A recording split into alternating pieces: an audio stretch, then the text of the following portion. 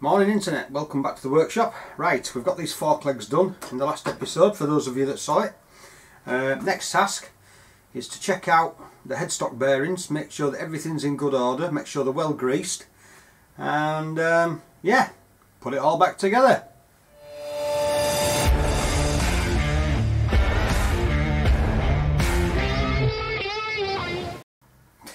Okay, so first things first then, let's get these fork legs out.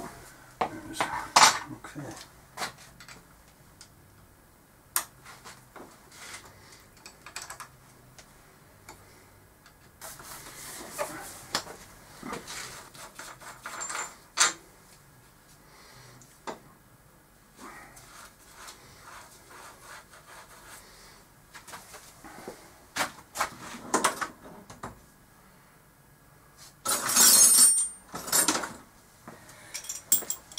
Right, for those of you out there that have never done headstock bearings before, you'll notice it's an odd shaped nut.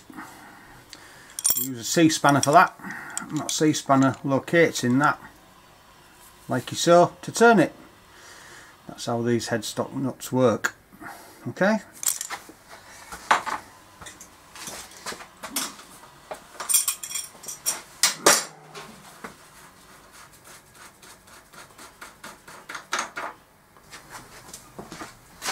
Right, once you've got the top one off, you'll notice it doesn't drop. Right, let me give you the close-up of why that is. You'll notice on this particular model, it's got an O-ring right there. Now that's what stops it dropping. So what you have to do is you have to fish that O-ring out with your screwdriver, and then when you fish that O-ring out, this bottom yoke should come out. Okay.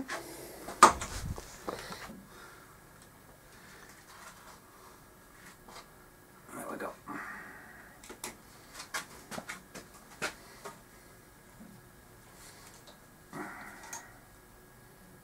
So once you fish that O-ring out,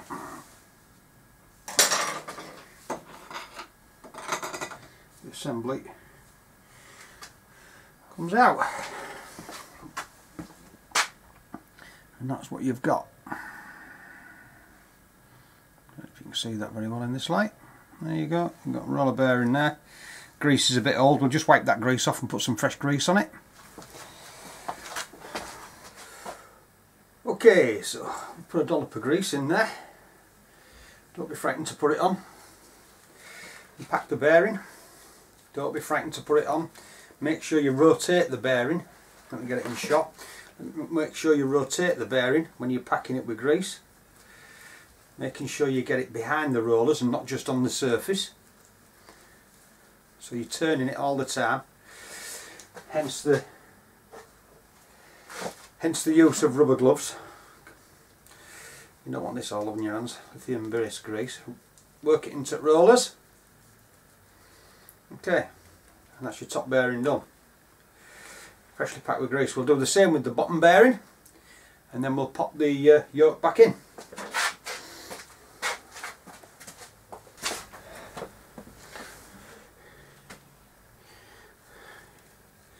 Work it into that bearing.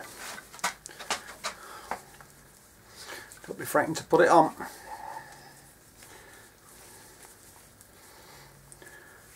Lifeblood is grease. There you go. See there, and get it in shot. Worked it into the bearing all the way around and pushed it between the rollers. It's crucial that you work this grease in. This is the bit that's going to keep your bike pointed in the right direction. Shiny side up. Grease in the bottom one. Right, now we can pop that back in there like so, all freshly greased. We'll put our rubber O-ring back on, like so, and then we need the top cup on. Hold it all in place. Trouble is I've got so much grease on my hands now.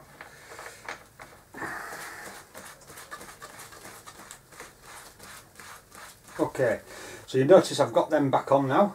That's all well greased up. I've given it all a wipe down. Okay, so the next task is to fit the forks, and we'll fit the forks into here, up to the top, into the top yoke, which will pop on there now, like that.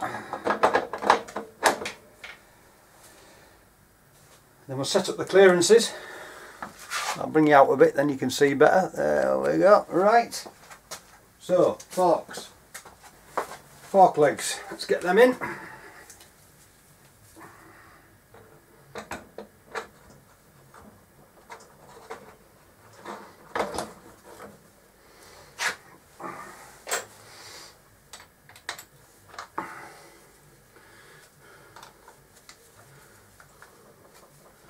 Go on.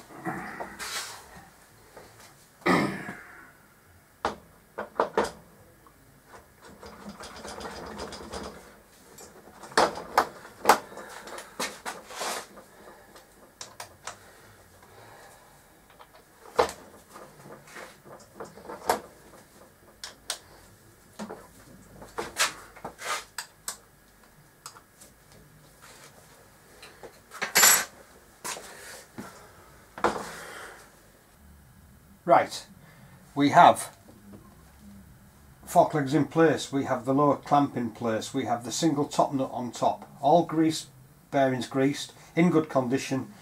Okay, so that poses the next question, which is how tight do you tighten that up, that nut? Well, there are lots of trains of thought on this.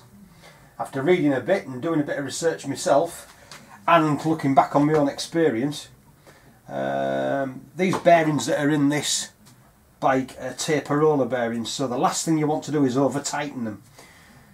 But how tight is too tight? That's the question. So, okay, moving backwards a step or two, what you don't want is play in these bearings. So, how do you find out if you've got play in the bearings? Well, obviously it's stripped down, and anything that you add to that adds weight to it. Any cables that you have, any wires that you have, connections, they all impact the movement of the steering slightly. So with nothing on this, it should be very, very free to move, as you can see. It falls to the left and the right under gravity.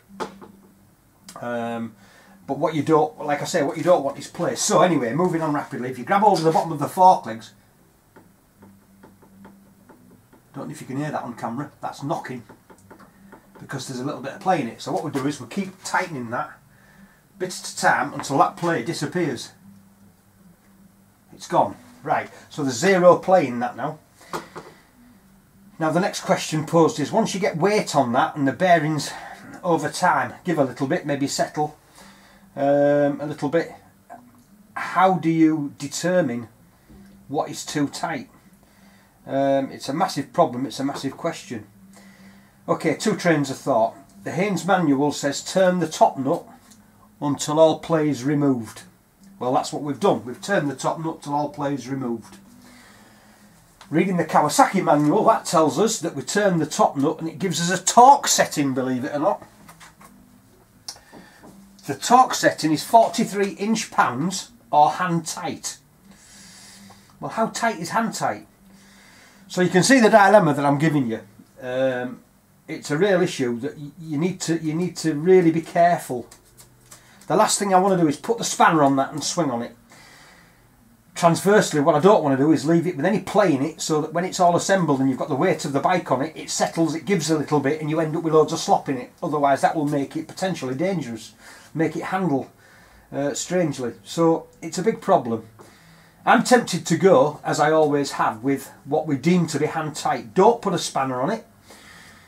Turn the top nut until all the play is removed, and obviously the lower yoke turns freely, and then try and figure out what hand tight is. So hand tight on that one for me is about 1 flat on that spanner, about 1 flat on that nut.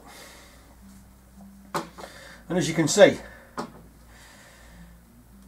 that's still nice and free. There's no slop in it, there's no play in it, no giving the bearings, so I think we're going to go for that. So I've turned it till there was no no presentable play in the bearing, and then I've hand tightened it, which allows you to, which means, start again, rewind.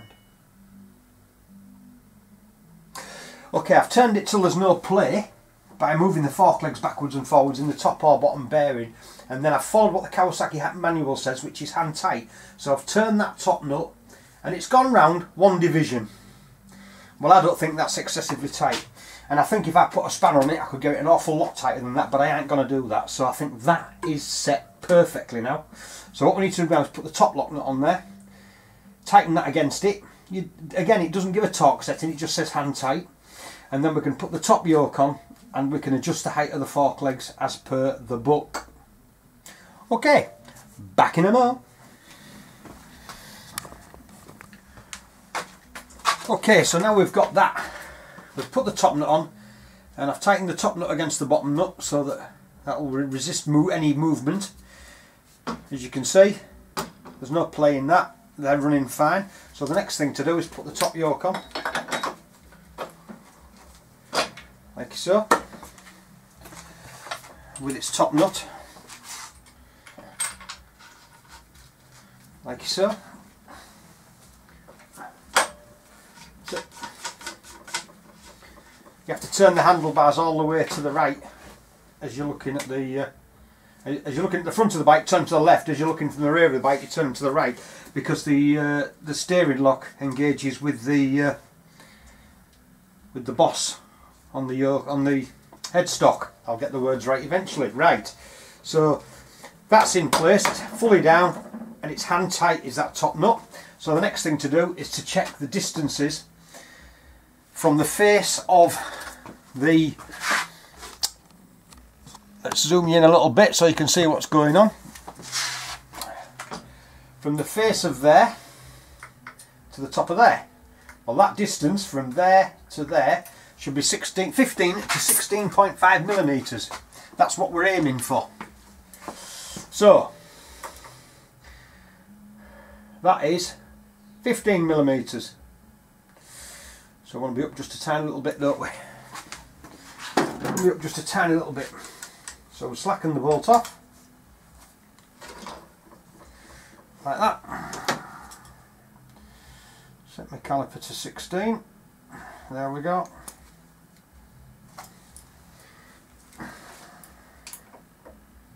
That's 16. There we go. That's that one set. Now I'll do the same at this side. Right, they're both set at 16 millimeters, which is within the tolerances for the book. Okay, so if we just nip these bottom bolts up hand tight,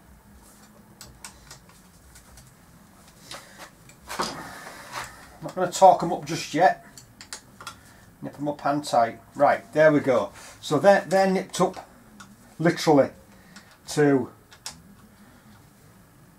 just take it so that it grips the fork leg. So of course the next thing to do is to tighten those top nuts up. If you remember when we assembled the fork legs, you'll remember that we popped them bolts in, but we didn't tighten. We popped the caps in, but we didn't tighten them.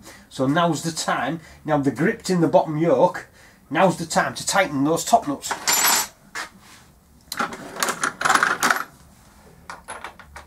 There's our socket. Okay, folks. Right. Little bit of an intervention going on here. I've tried to find a torque setting for that cap, and I can't find one. So what I would suggest is we put our ratchet on like that, tighten it and just nip it up. Literally just nip it up. Do not over tighten it, you'll smash it. Nip it up. That's it, it's nipped up. That's tight. That's as tight as it needs to be. Right. So we've got the top caps tight. The next thing to do is to nip up the top pinch bolts and torque them up.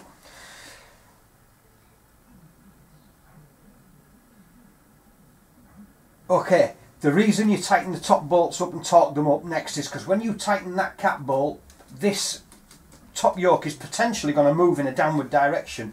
So what you do is you torque the top ones up to make sure that that gap that you've just measured there stays the same. Then you loosen the bottom ones, then you torque the stem nut up. I don't know if that makes sense. But that's what I'm going to do. I'm going to torque them top ones up first. So, torque wrench. I should have a torque setting for them. 14.5 foot-pound. 5 foot-pound.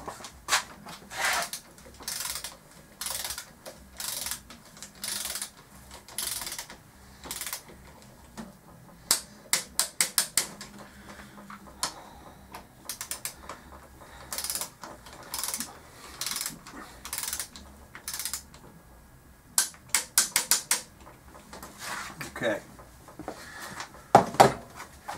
Now we'll loosen the bottom ones.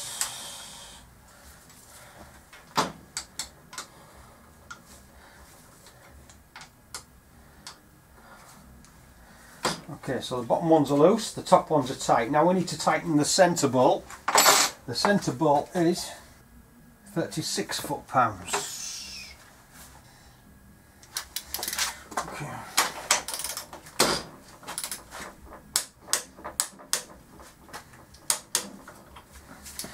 That.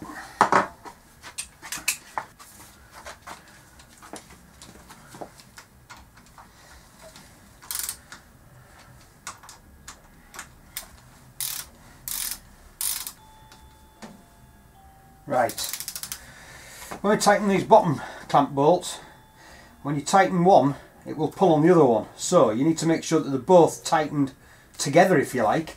So we go tighten that one, tighten the top one, then go back to the bottom one and recheck it, and you may find you'll get a little bit more on it.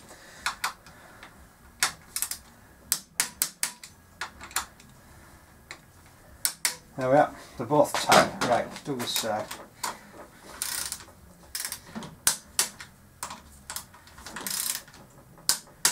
Back to the top one, back to the bottom one, back to the top one, back to the bottom one. Make sure it's tightened evenly, that's the name of the game. Right, folks, that's it. So that's our forks set up in the stanchions. All the bolts are tightened up. There's only one last job to do, and that's to adjust the height of the preload springs. Well, that has a setting. I'll come to that. Okay, you'll see that this fork leg has a number of grooves on it. A number of grooves there. Now both these have got to be set to the same, and the book says it's the 5th one from the top for 5. So that one wants to go down a bit.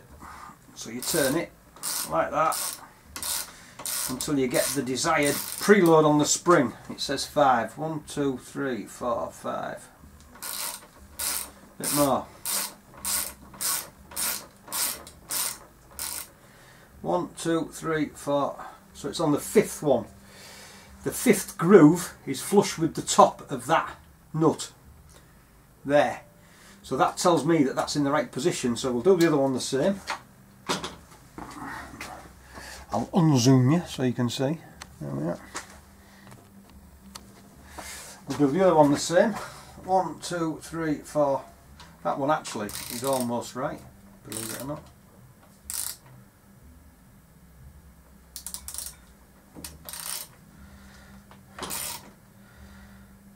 There we go. So both preloads are set to the same. I preset the damping force as I assembled the legs, so that's fine, we won't go into that. But the preload is correct. The damping force should be correct. So that's the front setup. That's it. That's all there is to it. So next task, we'll pop the wheel in. We'll get it back on its stand. Because the front end's floating a bit precariously at the moment. As you can see, it's floating a bit precariously. The So we'll get it back on its stand, we'll pop the front wheel in, everything's tight and set on the forks. So yeah, I think we're ready to move on to the next bit. Okay, toodle pip, see you in a bit.